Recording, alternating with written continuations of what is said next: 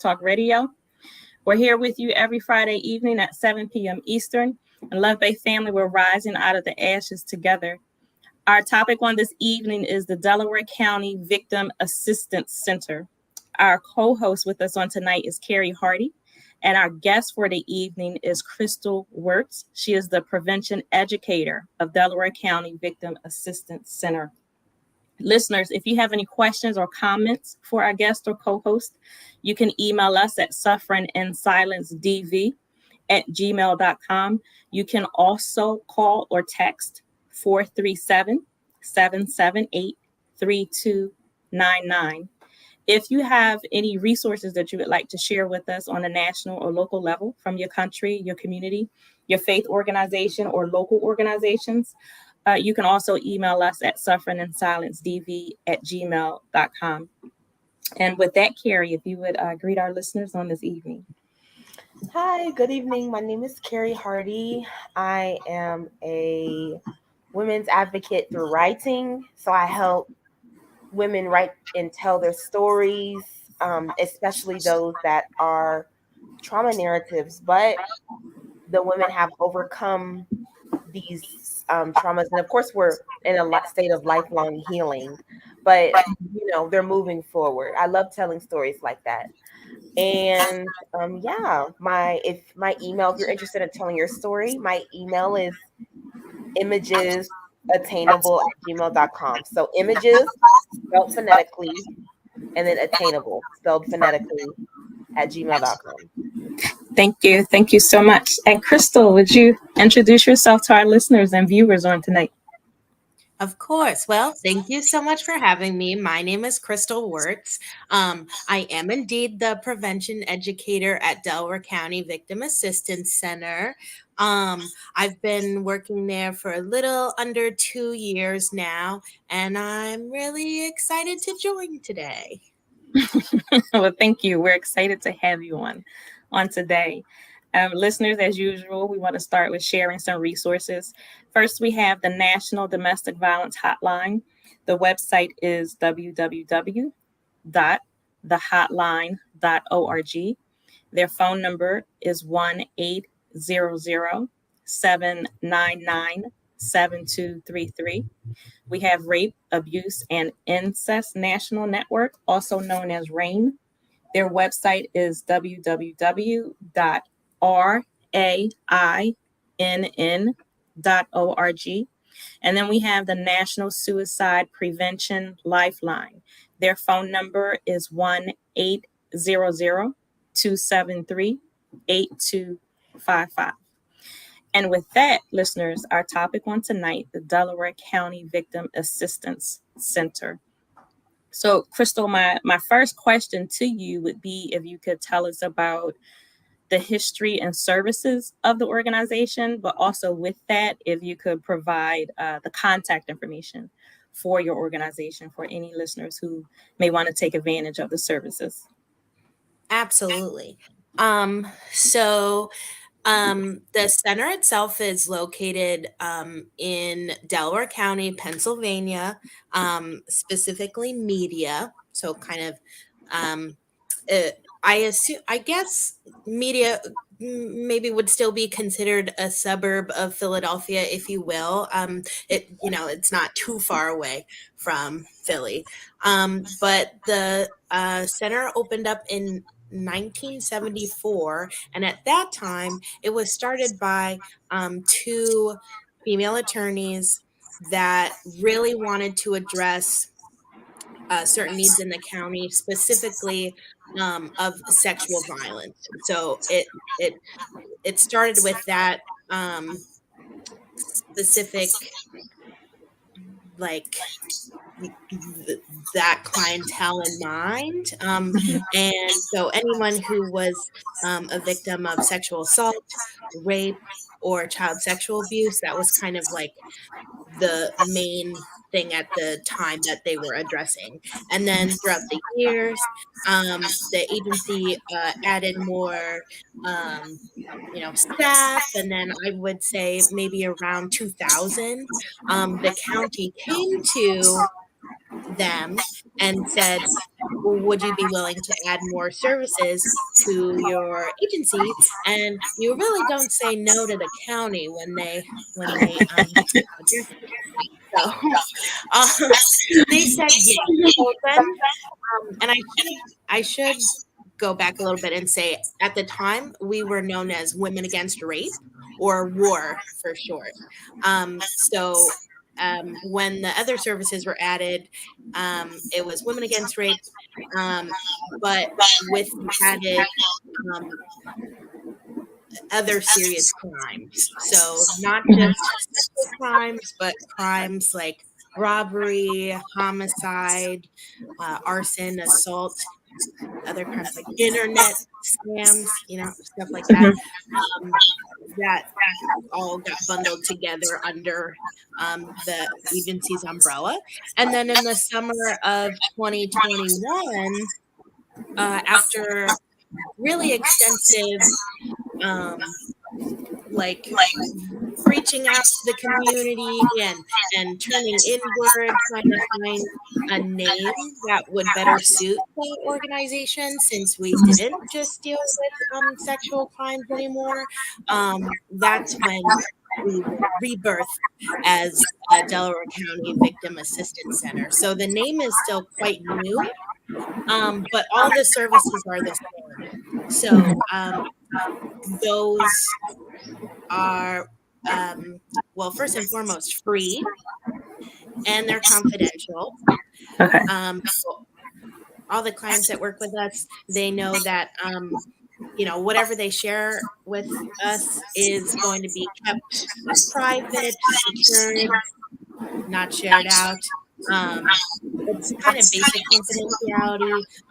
If anyone, listeners, are familiar with therapy, it's pretty much the same thing. If a client was to say that they were going to harm themselves or someone else, then we would have to, get other people involved. But other than that, it's very secure. So free and confidential. It's 24/7 because we have a hotline, and we can, that's a resource that I can provide in a second. If I provided it now, I'd make it. But so 24/7, and then the services are counseling, we have therapy, and we also have attorneys who can help with civil lawsuits. So if there's ever custody matters, or protection from abuse orders that need to be had, or if there's a landlord-tenant issue, that's the kind of law that they're able to help with, or the legal advice that they're able to give. And if there are other legal needs, they will refer out. And then there's me, a prevention educator that goes into the schools all over the county and will provide safety-oriented lessons to students as young as kindergarten and all the way through the high school and college level, in more of like an outreach capacity. So we talk about the agency when it is age appropriate, I guess, and then but there's always an accompanying safety lesson. So I think I covered all the services, but Well, I think you may have, but I want to ask you about the services first, and I believe I already know the answer to the question. Victims who are serviced are not or do not have to be women, female, so gender doesn't matter. So I just wanted to throw that out there and let you address Correct. that one. Yeah, absolutely.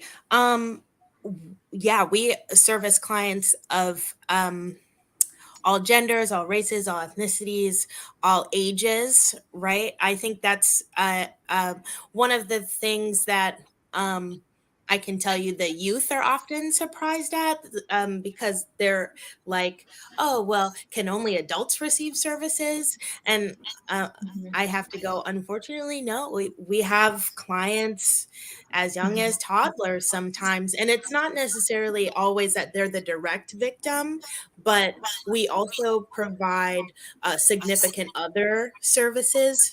Okay.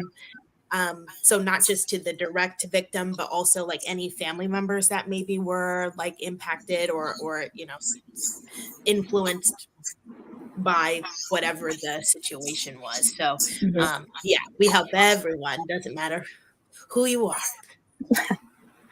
So I want to ask you about the confidentiality. So we know there are a lot of victims who do not want to report whatever crime has been committed against them. So, but in that confidentiality part, if you have a victim who comes to you, is it very, very clear and straightforward that you do not go to the police if they don't want you to go to the police, or you do not share information with lawyers if they don't want that information shared? Is it because I think most times when we think of confidentiality, it's, this conversation is going to stay between us. Mhm. But if I hear something, and if I'm a mandated reporter, if it, if this information gets to a certain level, if there's a particular harm or a harm that I know is going to happen by what you said to me, I have to step out of that confidential circle and I have to report it. Mhm. Is it is the confidentiality of this agency different than what mandated reporters are bound to? Um, no, I think that it's so um mandated reporters, at least in my understanding, because I did have to take the training once, and it's a very hefty training. It's like 3 hours long. And it's required for anybody who works with children. So Mhm. um um but yeah, to speak on the confidentiality part, because there were a couple different points in there. It was a very good question, so I'll do my best to try to address every point. So, the confidentiality can only be broken on for two reasons, and the one reason is going to be like harm. So, is that Mhm. person, that client, going to harm someone else or harm themselves? Then we would probably have to access, if that's the case, we would have to access like mental health services, I believe. Kind of like a vague area or a vague answer, but that I would think that that's what would need to happen. But if the only other time we would break confidentiality is if we had a client who was a minor, and they said they disclosed to us that there was child sexual abuse that was happening, or abuse of any kind. Then we need to alert Children and Youth Services, and then there's they have a separate investigation that they do. But anything other than that, we don't involve any other type of law enforcement Mhm. or any other players really, unless the client themselves wants that, or indicates that they want their assigned counselor advocate to reach out to um, those different parties on their behalf. But and to the point of law enforcement involvement, that's entirely up to the client. We have a lot of clients who do report to the police, and a lot of clients who do not, and we help and see all of them, regardless of if they're going to trial or if they made a police report. Okay. So I want to ask you this next question, and then Kerri, I'll go to you for a question or comment. I want to ask how how does your agency, how does your organization work with other agencies that deal specifically with domestic violence, or specifically with sexual assault, or specifically with children, like children youth services? How does your agency work with or support the other organizations? Yes, great question. Because it is truly all about collaboration. So we have MOUs, which I do feel silly that I don't really remember what that means, but like a written contract with our other sister organizations to help support, whoever is coming to us, to maybe, like, if it's better to refer to, for instance, Delaware County has the Domestic Abuse Project. So Mhm. if there's something that we can refer out to DAP for short, then we will. Or specifically with the children, there are a couple different people we work with. We have a wonderful doctor, pediatrician person named Dr. Messam, who uh, whenever there's um, a case involving a child, they go to see her. And I am kind of going above my own knowledge. I don't know if that's just for like sexual assault or any kind Mhm. of child abuse. So anyone with a computer, maybe you can look it up. But I know that we collaborate very closely Mhm. with her. And then there are other youth agencies uh, in the county that we do work with. They just are not the well, I know it's called the CAC, so I believe that's the Child Advocacy Center we work with as well. Okay. Okay. And Kerri, before we go to you, I just, as you were talking, I thought of another. So, do you actually, even though you won't break confidentiality, do you work with police departments directly? Yes. So we might and what is coming to mind for me is that sometimes if uh there has been a sexual assault per se, and they are that person who has been sexually assaulted, if they want to go to the police and report that, as soon as they show up at that police department, doesn't matter where in the county it is, the law enforcement officers know to give us a call, and then we send someone to accompany them at that police interview. And so that could be like a direct, like, boom, we're here with you. Like, that's how we're working with police, because then, we always give them our business card, and then that officer knows, like, oh, they can call us if they need any additional information, or getting in contact with the client. Like, that's a way that collaboration works. Other times, um um y- yeah, but like, going back to the point of, though, it's only if the client wants that or is interested in Okay. that, right?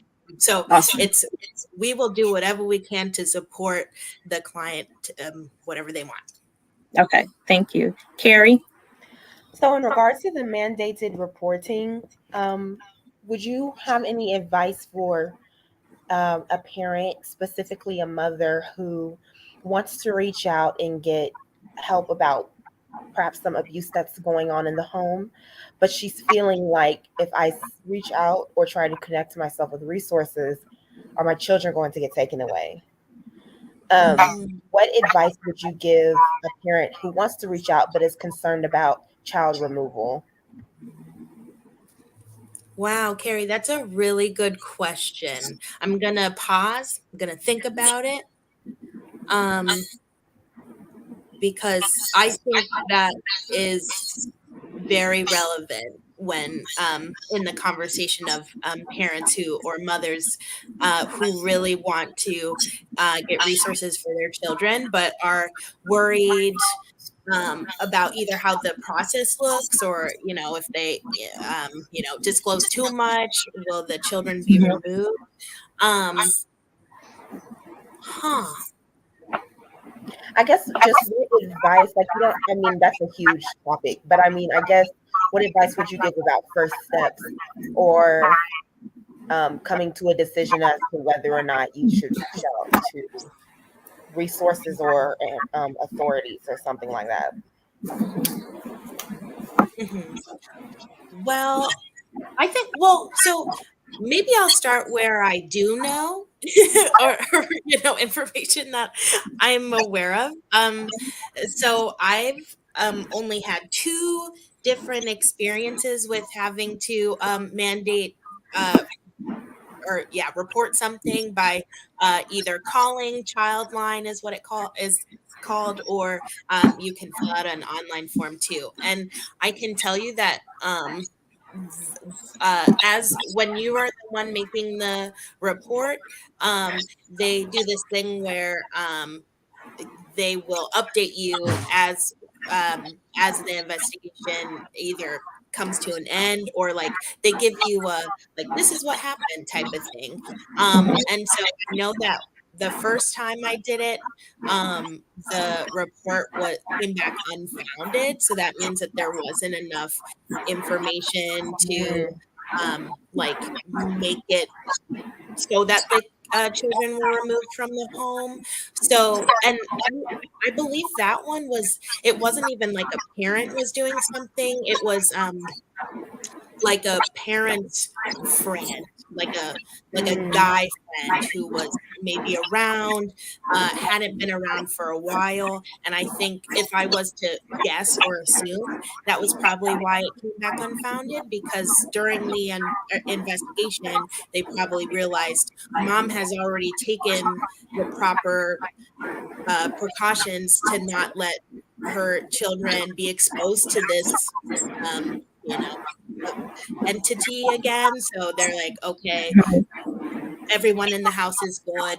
Like, boom, we did it. So I think so all of that to say, if parents are concerned about removal of children, I feel, and I feel like, don't quote me, but I do think that as long as the abuser or the offender isn't within the home, there may not be a big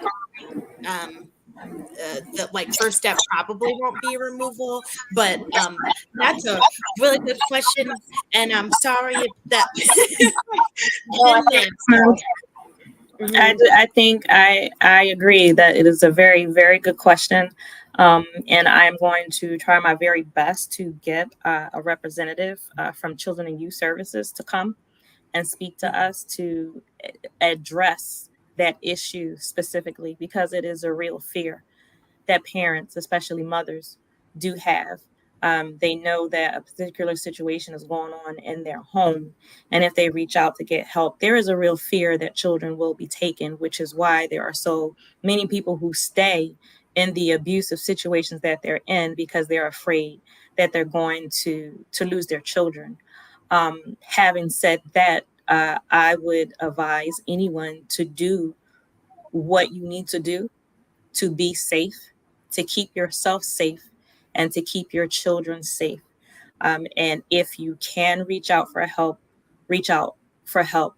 I would say that making a move, making the best decision that you can and going forward is better than staying in a position where you know that you are being hurt. You know what's going to happen. You know that you are in danger. But do what you can to put yourself and your children in a safe space. Having said that, on the other side of that, there are some people who understand that the situation that they're in for the moment, for the time being, just for that circumstance, sometimes it's better to deal with that situation on your own, just for that moment, because if you reach out, it could make the abuser more volatile. But because some victims do know and understand how to deal with their abuser, how to keep him or her calm in the moment.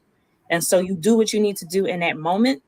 And then when you are able to step outside of that circle, when you are able to make a phone call, when you are able to leave the house, then you go and you reach out and get the help that you need to.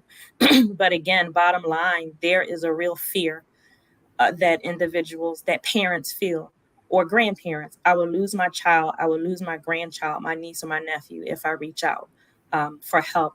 And so I am going to try my very best to get a representative from Children and Youth Services to come and specifically address that issue.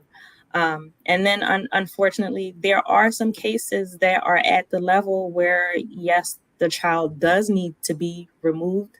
But when you're dealing with, especially a mother and her children, if the mother is being abused, it makes no sense to take her away from her children, to take the children away from her, to separate them. If children need to be removed because the mother is being abused and maybe the children are seeing it or they're being abused in some kind of way also, move them together. Don't separate them. I think that's something that we need to work on, not just in Pennsylvania or even the US, I think around the world.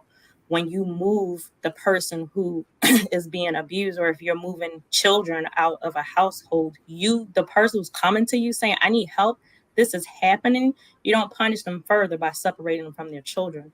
So I think there needs to be resources that are either created or expanded to where families can be helped, because it's not always just one person who's dealing with it. Sometimes there are children and several children involved in a situation.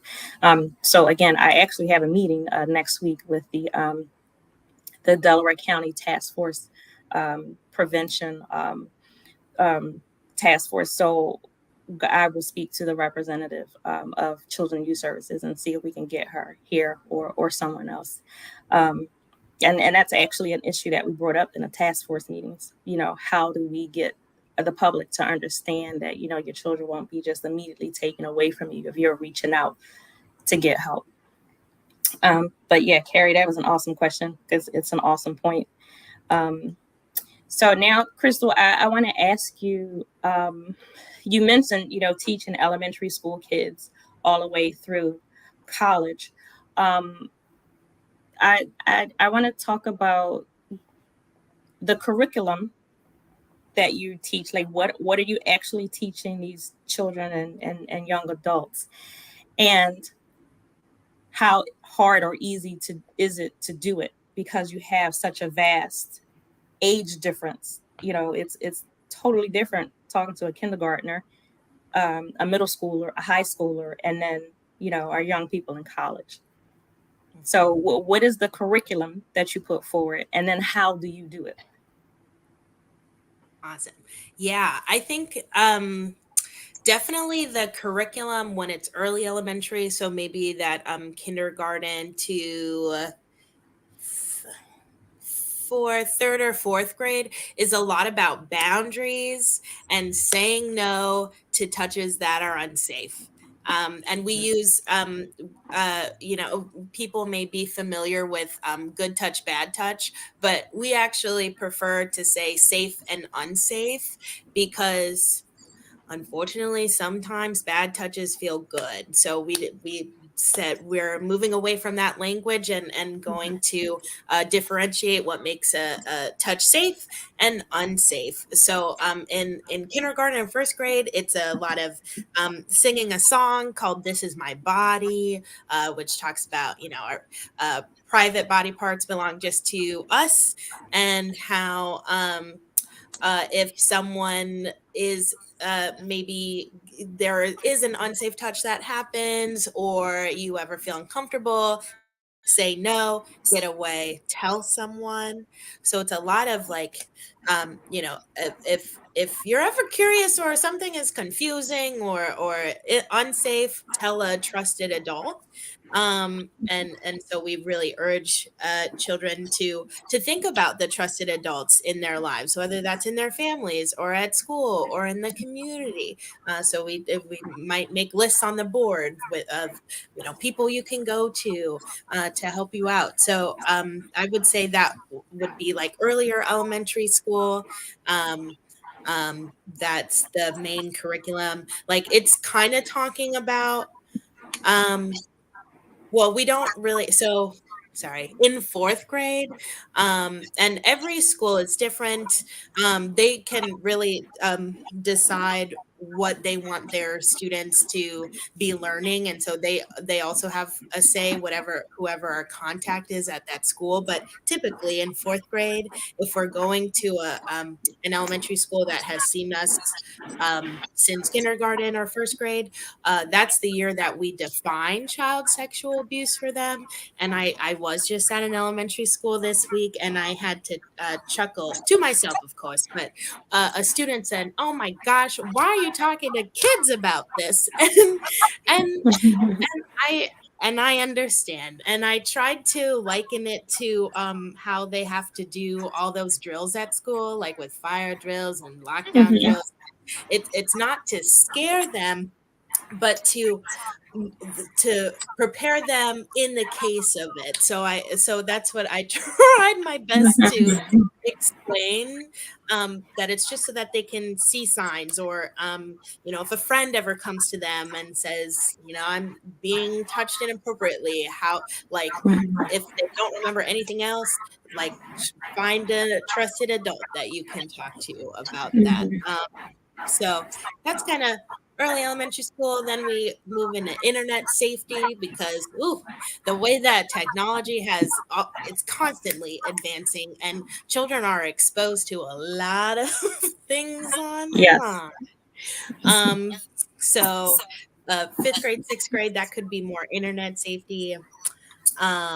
In middle school, our curriculum maybe more is about things like sexual harassment. Since they're getting older, like, they can start to understand that no, you can't just slap someone on the bottom, because now they will report you, and it's not funny anymore, because it's never been funny, but like, you're a younger adult, or, well, not a young adult, but like Yeah.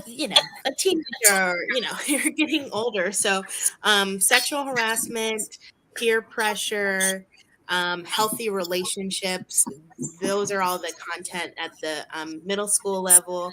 And then in high school, that's where we really get into defining what consent is.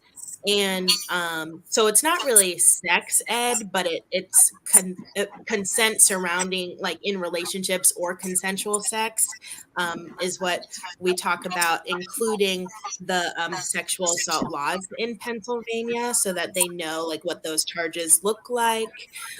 We discuss the rape kit a little bit, or forensic rape examination, what that looks like, because it's entirely different than on TV. Well, not entirely. I guess it looks the same, but the process is different. And then a little bit about sex and alcohol too, and just driving home the point that you can't legally consent under the influence, and how that complicates things sometimes with sexual assault charges. So I would say that in summary, or and I feel like I've been talking a lot, but that's what I would say the curriculum is. And you said how. I would say I I feel like I've been very blessed in pretty much all the classrooms that I've been in. I felt like the students really are like maybe not so much interested, because I would say at the middle school level, nobody wants to talk about sexual harassment, and they're just jokers. So, but or jokesters. But I would say, like, I've never been or felt disrespected in a classroom, or that the students really weren't listening to me. And so I feel like, I mean, this curriculum has been used probably for a long time. My supervisor, her name is Kim. She's been at the agency for I and I'm sad I might get this number wrong, but like maybe like 15 years. So a really long time. And ever since she started, I mean, that's what it's been. And we take the summertime when school is out to maybe tweak the lessons where we need to. But so far I feel like it's pretty well received. Well, that is awesome. So, what is your curriculum like when you get to the college level? Yeah. So Good question. Good question. So, in college, so far, my experience with what we're talking at college is about has been upstander training. So, it may be formerly known as active bystander or bystander intervention, stuff like that. We've been invited to different college campuses to talk to their sports teams and their resident assistants. No, that's not what it. Yeah, RAs. Yeah. Okay, Yeah. cool. um, so to for these upstander training, so that they know, like, it's almost like if you see something, say something, right? But Mhm. like how can they intervene in ways that are effective and may not always look like physically putting themselves in the midst of whatever is going on, because that Mhm. might not always be safe. So it's mainly upstander training, or other contact we might have at colleges or universities is more like in an informational setting. So like we'll table there, or have our resources available. Maybe speak on the services that we provide. Like if it's for instance, last month in April was Sexual Assault Awareness Month. And Yes. so we were invited to a lot of on campus Take Back the Night events. Yes. So yeah, that's how we're involved at the college level. So I think that is amazing. That's awesome. I remember when I started at Gwinnett, there was training that I had to go through. Well, it's for all students, but it was all online, and some of it was about being an upstander. I don't recall that being the exact term that was used, but there were examples given of how you could help in a situation without endangering yourself, without actually stepping into it. There were, some ideas. You could just say something, ask a question. So that was very good, and specifically with the Take Back the Night event this past April, Allison Denman was the speaker there, I believe. I was one of the speakers last year.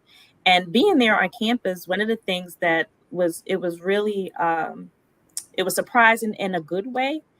There were so many guys that were there from, like all sports teams, like they were there, and the guys were like standing up. They were saying, this we're not going to allow this to happen, not only to the women on campus, but to each other. And so just their presence, it really meant a lot. So I think going on to college campuses and the different universities and just spreading that message, I think it really has done a lot of good. I think it will continue to.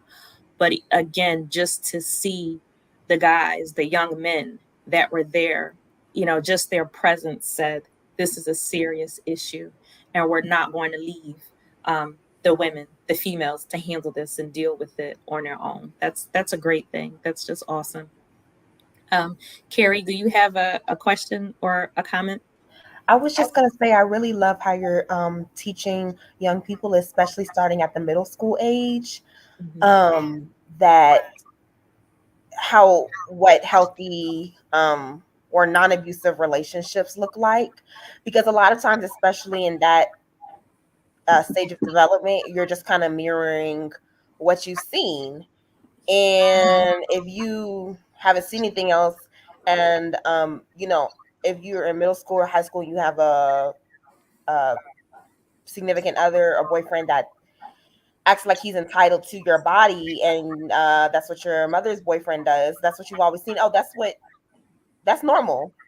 So I like how you guys are disrupting kind of that narrative of um, sexual intimidation. So Mhm. you uh, being less in a position of power in the relationship. That's what I mean by that type of bisexual intimidation, because obviously in relationships, adult relationships, there's a sexual dynamic.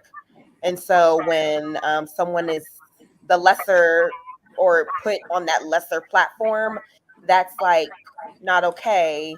and that's a form of intimidation. So I like how you guys are denormalizing that. Mm-hmm. It's really I don't know. It's not funny. It's very, it's strange. I was on my way. I picked my daughter up from school today. She's in the 3rd grade. We were driving home, and we talked, and she just talks, and out of the blue, she said, there are some of the kids in my class, like their boyfriend or girlfriend. She said, we are way too young for that. She said, that is just too much trouble. She said, you have to be in college before you get to that. And I just said yes. I was like, yeah. I was like, that's good. But I say that to say 3rd graders, she's 9 years old. They are having conversations about boyfriends and girlfriends. Like, she has come home from school to me and she said, well, this boy was trying to tell this girl what to do. He was trying to make her do this, or, he was talking to her like, he was her father. And she said, we are independent. We don't have to deal with that. And I listened to her. I talked to her. I talk her through, all the issues. But again, I said that to say this really is an issue, a topic that our kids in elementary school are dealing with. In the 3rd grade, they are saying, I have a boyfriend, I have a girlfriend, and this is how I'm going to treat him or her, or this is how I'm going to allow him or her to treat me. And it's not all good. It's not all passing out candy. They are hitting each other. They are yelling at each other. They are calling each other names, and they don't understand the seriousness of it. And again, a huge part is that they are mimicking what they see, be it at home, on television, on the video games, or what have you. But what you're doing really is very important. And to be able to see it in real life, I see how the children interact. My daughter and her friends, and my grandchildren and their friends, and I listen to them as they're having their conversations, the things that they talk about, and the things that come up. And every child does not have that adult that will stop them and correct them or reassure them you did the right thing. You do not have to stand there and let someone call you out of your name. It is okay for you to say, no, don't treat me this way. Don't talk to me this way. Or go to the principal, go to the teacher, to reassure them that, no, that's not being a tattletale when you stand up for yourself. That's not, being a snitch when you do the right thing, when you do what you're supposed to do, when you take care of yourself. It's a shame that we have to do it, but it is so very, very important that we do. And with that, I want to share the 24-hour hotline number of the Delaware County Victim Assistance Center, which is 610-566-4342. And again, this agency is located in Media, Pennsylvania. We're in the United States. And some other resources that we have are the Ontario Native Women's Association. Their website is www.onwa.ca.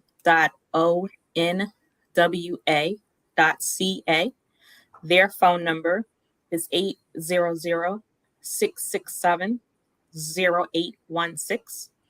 The Canadian Women's Foundation, their website is canadianwomen.org. Their phone number is 1-866-293-4483. And the Befrienders Volunteer Action to Prevent Suicide. You can find a helpline by country if you visit their website, which is befrienders.org. And with that, I want to encourage everyone to, wherever you are, wherever you live, because again, the Delaware County Victim Assistance Center is in Media, Pennsylvania. I would encourage you to do a search on victim assistance wherever you are, to find the local organization where you can get help if you need it, wherever you are.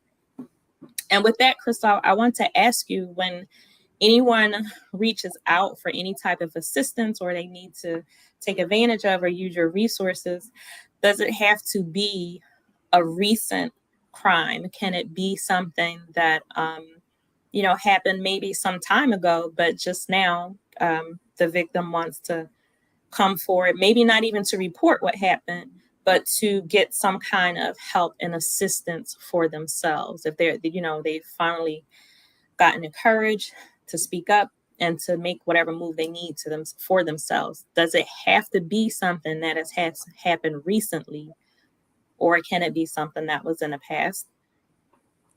It can be something that was in the past, and I think you said it so beautifully, so I don't want to butcher it any more than that. I think for all the reasons that you say or said, yeah, sometimes people don't reach out to resources right away, and that's absolutely okay. We meet people wherever they're at in their journeys, and so no, it does not have to be a recent crime. Okay. Can you review some of the Pennsylvania sexual assault laws for us? Yeah, I could. So so when we go into the high schools, and this is something we talk to or about, which by the way, we're usually seeing the students in 10th grade health class. So just to specify which where we're seeing them. So a lot of them are either 15 or 16. I think.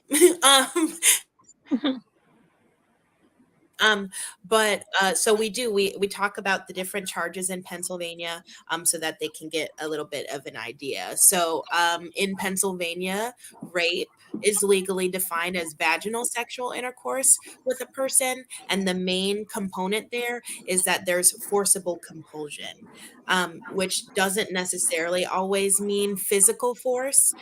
It could be emotional, intellectual. Wow, I'm forgetting all the rest of them, but like any type of, even the threat of forcible compulsion. Yeah. So it doesn't, it's expressed or implied.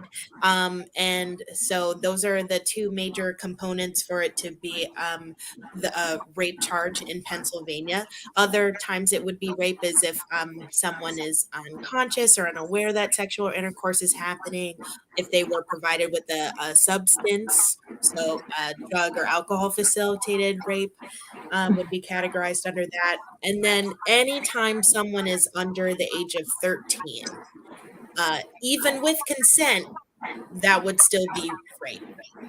So so we put that age in there too, so that people know. And so that would be the rape charge, and it's a first degree felony. And then if it's a anal or oral sexual intercourse in the state of Pennsylvania, that's not rape. It is, but by a different name. It's called involuntary deviant sexual intercourse, or IDSI.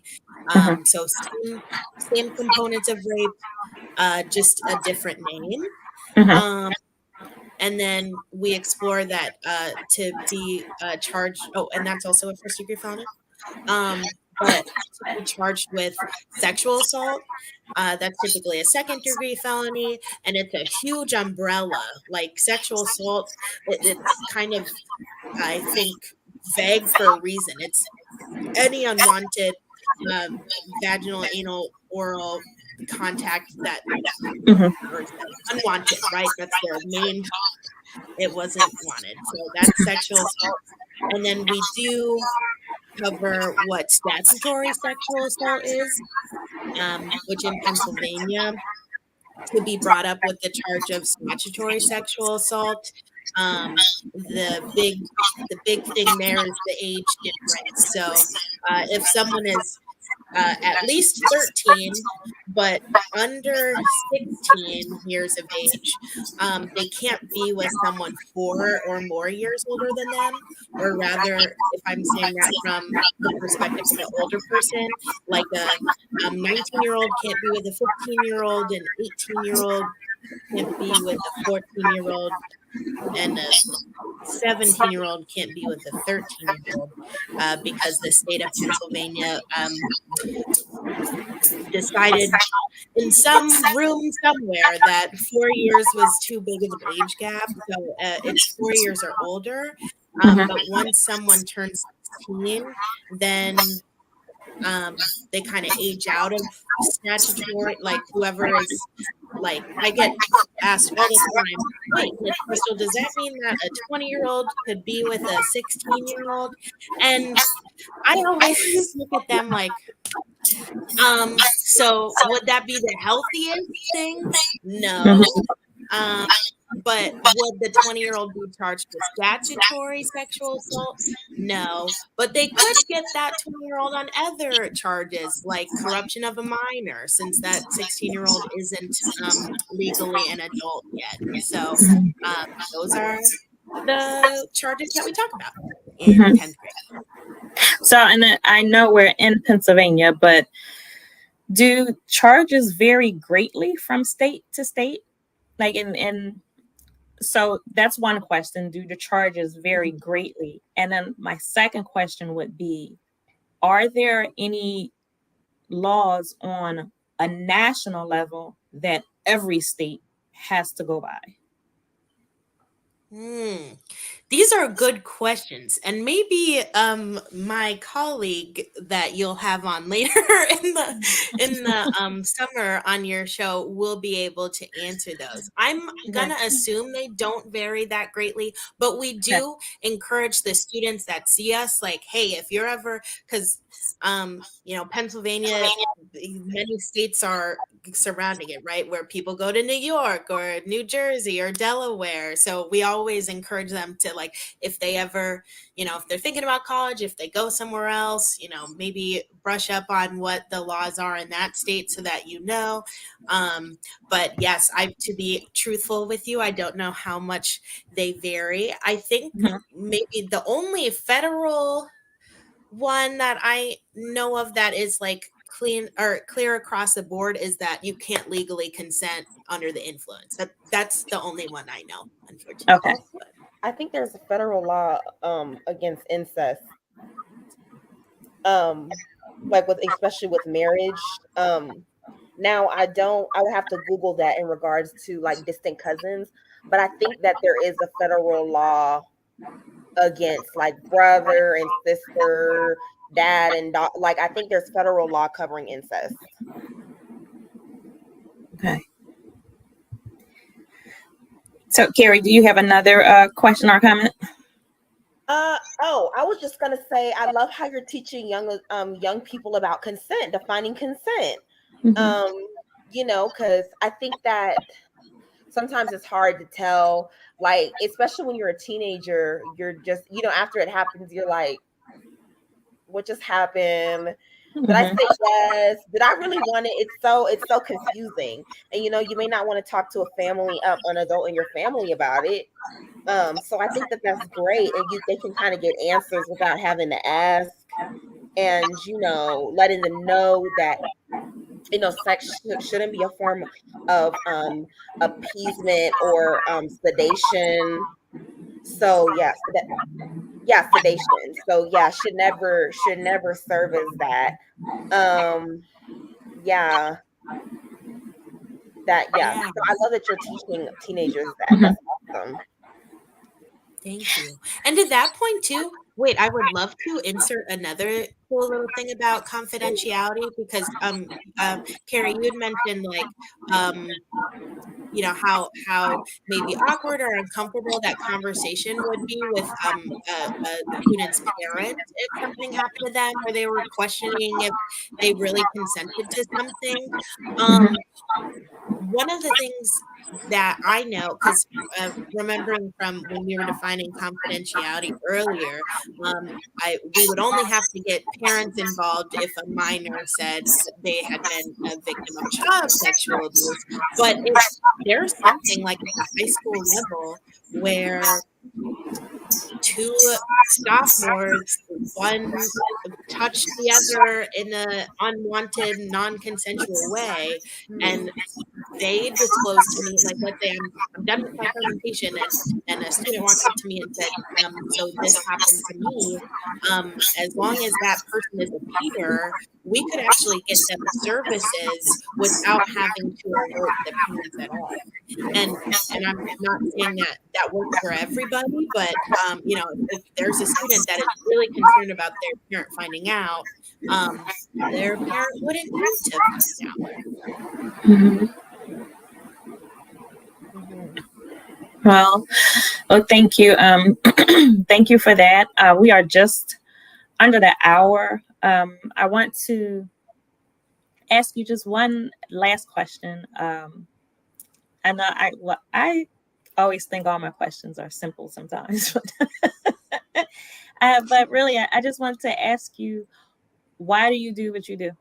Because it's not easy. I know, and especially the topics that are covered in working with young people.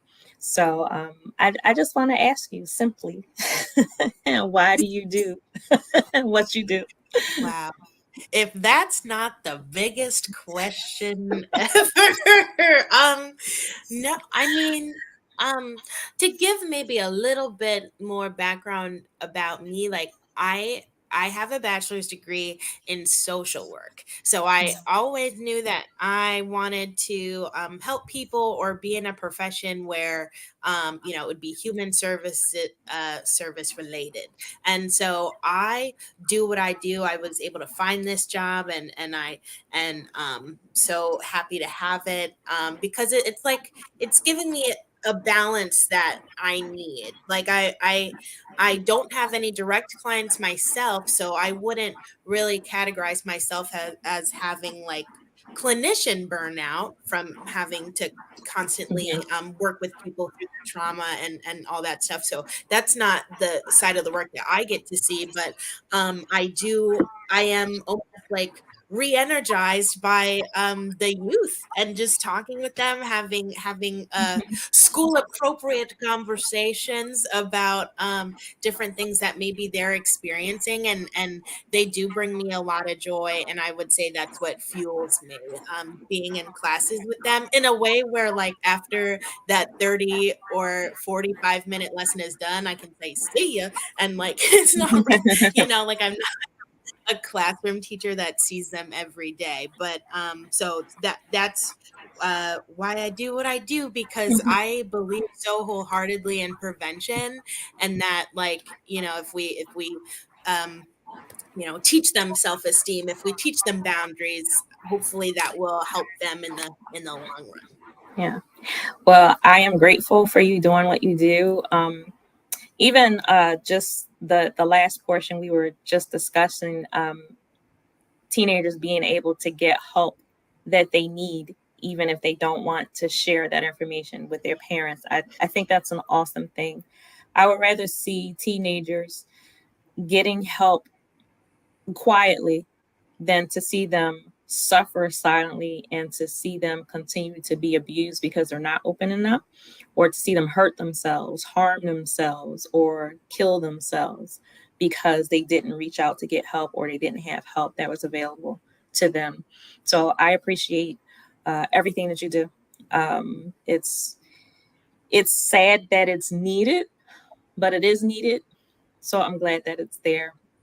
And again, we are just under the hour. So with that, I would ask you both for your final comments for our listeners on tonight. Kerri, I ask you to go first. What you would leave our listeners with on tonight? I would just say thank you so much for all you do, Crystal. I think it's so amazing. People who their job is to make a social impact and to help people, because compassion fatigue, burnout, all of that, PTSD, all of that is very real. So I just want to say, thank you for being such a strong person, willing to help people. That's amazing. Jadedness, like all of that is real and it's very human. So thank you for all the work that you do. Oh, thank you. Mhm. So, Crystal, what do you want to leave our listeners with on tonight?